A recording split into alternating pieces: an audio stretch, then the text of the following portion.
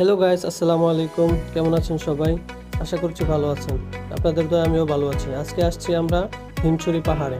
আমরা আসছি সিঁড়ি বেয়ে আসতে খুবই কষ্ট হয়েছে এই গরমে, এই রোদের মধ্যে ঘেমে একবার একাকার। এখান থেকে সাগরটা একবার সুন্দর দেখা যায়। আর আমরা বিকেলে যাওয়াতে সূর্যটাও ছিল সাগরের পাশে, ভিউটা খুব সুন্দর ছিল। বিকেলে এখানে পর্যটকের অনেক ভিড় হয়। আর রাস্তাটা একবারে পাহাড়ের উপরে।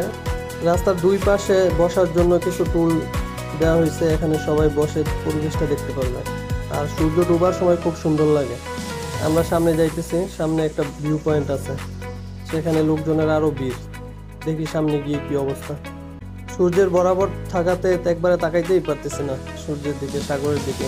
সাগরের ভিউটা দেখেন কি সুন্দর। এখানে লোকজন অনেক বেশি, তাই আমরা ভিউ পয়েন্টে যাইতেই পারলাম না, দাঁড়ায় আছি। আজকের জন্য এই পর্যন্তই। আল্লাহ হাফেজ, আসসালামু আলাইকুম। ভালো থাকবেন সবাই।